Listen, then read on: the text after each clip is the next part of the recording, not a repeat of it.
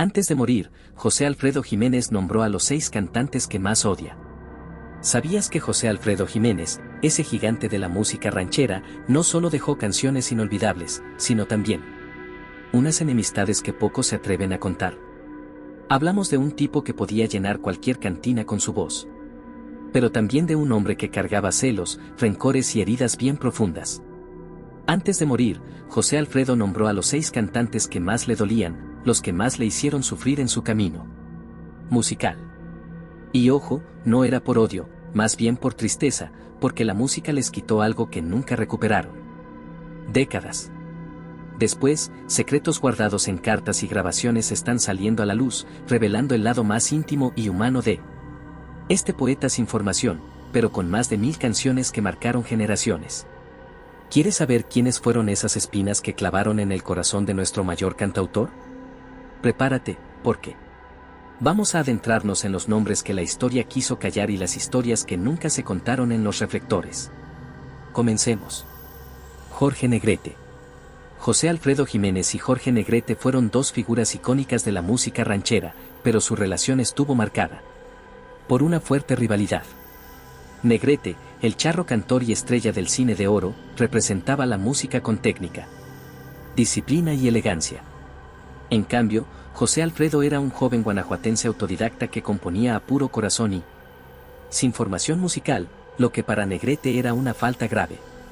Su primer encuentro, en 1951, fue tenso. Negrete escuchó las canciones de José Alfredo, que ya se escuchaban en muchas radios y cantinas, y reaccionó con desdén. Según se cuenta, en una reunión en la emisora XCW, Negrete sentenció que ese muchacho no canta, solo grita sus borracheras. Esta frase hirió profundamente a José Alfredo, quien respondió con una sonrisa amarga y un trago de tequila, usando ese rechazo como motor para sus composiciones. Al año siguiente, en una velada en Bellas Artes, volvieron a encontrarse. Negrete, con sarcasmo, llamó a José Alfredo el trovador de las cantinas, a lo que José Alfredo respondió con una frase que se volvió legendaria: en las cantinas canta el pueblo, y ahí se dice la verdad que no cabe en los salones de gala. Ese choque representó el enfrentamiento entre 2 mundos, la música académica y la voz popular auténtica. Irónicamente, aunque Negrete despreciaba el estilo de José Alfredo, eran sus canciones las que los mariachis pedían en todo México. Para 1953, las ventas de discos de José Alfredo superaban a varios estrenos de cine protagonizados por Negrete, lo que avivó aún más su rivalidad. No solo se trataba de egos, sino de 2 símbolos opuestos. Negrete encarnaba el México idealizado, elegante y glamuroso; José Alfredo, el México real, doloroso, nocturno y sincero. Cuando Negrete murió en 1953, José Alfredo asistió a su funeral y, entre lágrimas, susurró: "Nunca fuimos amigos, pero nos necesitamos para existir". Esa frase revela que más que odio, existió un duelo de legitimidad y reconocimiento mutuo, aunque nunca expresado abiertamente.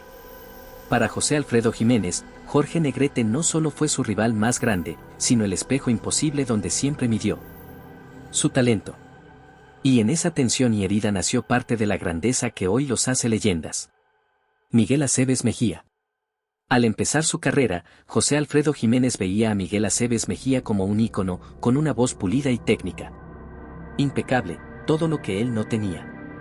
Pero irónicamente fue Miguel, el rey de la XCW con su falsete perfecto, quien primero grabó las canciones que José Alfredo componía desde el corazón, sin estudios musicales. En 1948, Miguel escuchó éxitos como Ella y la que se fue y decidió ponerle su voz. Para muchos fue un gesto generoso, pero para José Alfredo esa decisión sembró una deuda difícil de saldar. Cada vez que las canciones tenían éxito en voz de Miguel, sentía que algo se rompía en su interior, un dolor silencioso que plasmaba en sus letras sobre ausencias y traiciones. Aunque Miguel en público elogiaba a José Alfredo con frases como "tiene el don de hacer llorar con una sola línea", en privado era más duro: "escribe con el corazón, sí, pero sin saber ni una nota". Esa crítica, dicha un día en los pasillos de la XCW, fue como un golpe que marcó para siempre a José Alfredo. La diferencia entre ellos era clara: Miguel, impecable y medido; José Alfredo, intenso y desgarrado. Para el público, Miguel era la imagen de la música ranchera, mientras que José Alfredo era su alma dolorida. En la industria, sin embargo, la imagen era todo. En 1953, luego del éxito de El Jinete, José Alfredo quiso registrar la versión definitiva, pero los productores se la entregaron a Miguel. Tú compones, él vende, le dijeron, lo que aumentó su resentimiento. Nunca hubo enfrentamientos públicos, solo una distancia fría en camerinos y giras. La admiración inicial se volvió respeto cortante y formalidad distante. Cuando Miguel murió en 1995, José Alfredo guardó un profundo silencio, sin señales de perdón. Para José Alfredo Jiménez, Miguel Aceves Mejía fue tanto la puerta a la fama como una herida que nunca sanó. Miguel le mostró que no bastaba con tener buenas canciones, también había que saber cantarlas. Y para un hombre que valoraba la verdad del dolor sobre la técnica, eso fue algo difícil de aceptar. Pedro Vargas. José Alfredo Jiménez, conocido como el poeta del pueblo, y Pedro Vargas, el ruiseñor de las Américas, compartían respeto, pero entre ellos existía una distancia que nunca lograron superar. Pedro Vargas, un tenor clásico, educado y admirado por presidentes y cardenales, valoraba la técnica, la elegancia y el decoro. Para él, la canción mexicana era una joya que debía pulirse con precisión. Cuando José Alfredo llegó con su voz áspera y letras llenas de emoción genuina, Pedro no supo cómo reaccionar. Se dice que en Televisa llegó a decir, entre risas pero sin hacerlo frente a José Alfredo, que él compone como si hablara con un borracho. Eso dolió profundamente. La realidad era clara, mientras Pedro llenaba teatros de gala como Bellas Artes, José Alfredo llenaba cantinas como las de Garibaldi. Dos públicos distintos, dos México que se cruzaban sin abrazarse. En 1955, cuando grabaron juntos para RCA, Pedro interpretó Un Mundo Raro y al terminar lanzó una crítica que marcó la relación, bonita letra, pero le falta altura poética. José Alfredo no respondió, solo prendió un cigarro y se fue. Esa noche escribió la letra de Llegó borracho el borracho, reflejando su dolor. A pesar de la tensión, nunca hubo enfrentamientos abiertos. En 1967, en una gala en Bellas Artes, un saludo frío y distante entre ellos evidenció lo que nadie quería decir, esa brecha jamás se cerraría. Cuando Pedro Vargas murió en 1989, muchos lo recordaron como un gigante de la canción. Pero para José Alfredo, que ya había muerto 16 años antes, Pedro siguió siendo esa voz impecable que cantaba sus letras sin el alma que él mismo le ponía. Si te está gustando este video, no olvides darle like, eso nos ayuda muchísimo para seguir trayéndote más contenido como este. Y si quieres conocer más historias impactantes, reales y llenas de verdad, asegúrate de suscribirte al canal y activar la campanita para no perderte ni un solo video. Flor Silvestre. Flor Silvestre fue una de las grandes voces femeninas más destacadas de la época dorada de la música ranchera, con una voz que podía transformar el dolor en ternura y darle vida a cada verso. José Alfredo Jiménez la admiraba profundamente, quizás más de lo que alguna vez admitió en público. Compartieron escenarios, grabaciones y giras, y en el medio se rumoraba que hubo algo más que simple amistad. Sin embargo, esa cercanía poco a poco se convirtió en distancia y decepción, dejando una herida que nunca cerraron. En 1957, estando en una gira por el norte del país, José Alfredo le ofreció a Flor la canción inédita Caminos de Guanajuato, un gesto íntimo y lleno de confianza.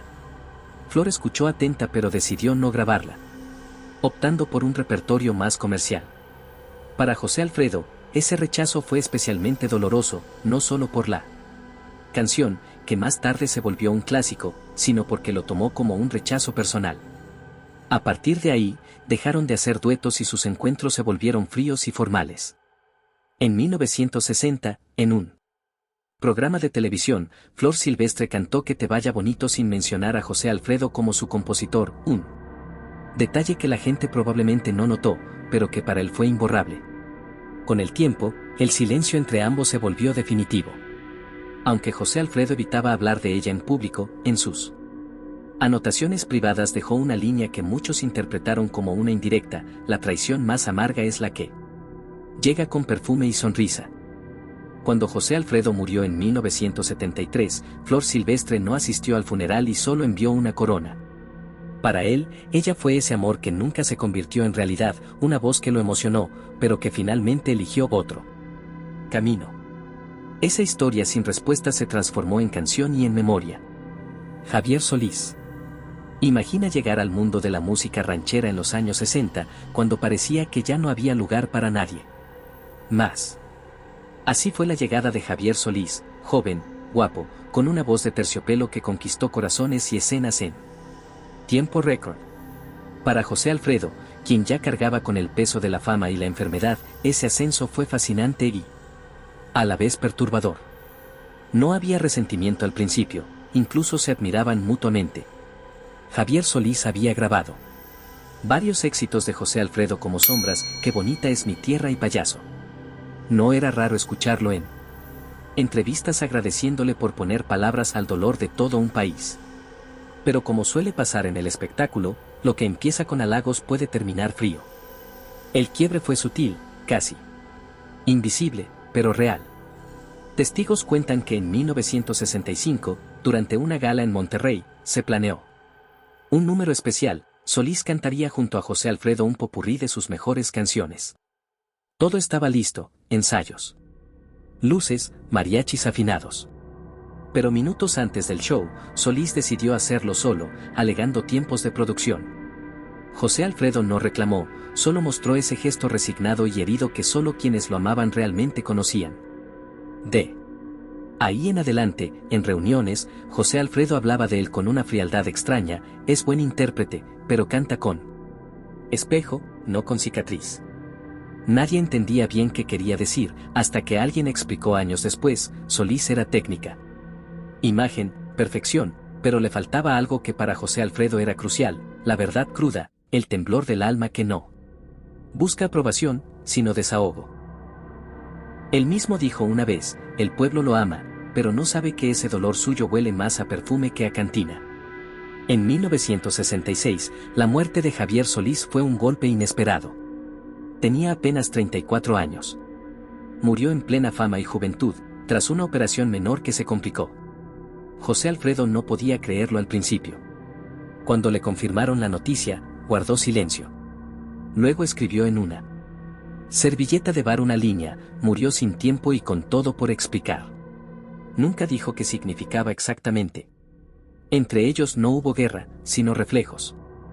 El más doloroso es ver tu propio pasado en otro cuerpo, pero no reconocerte. Amalia Mendoza, La Tariacuri.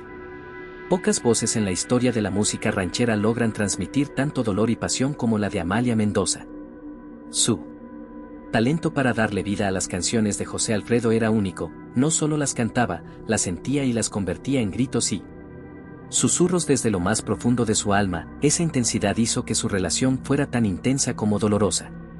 Todo empezó con una complicidad artística casi mística. Amalia era temperamental, libre y fuera de control; José Alfredo, profundo, melancólico, tierno y rudo al mismo tiempo.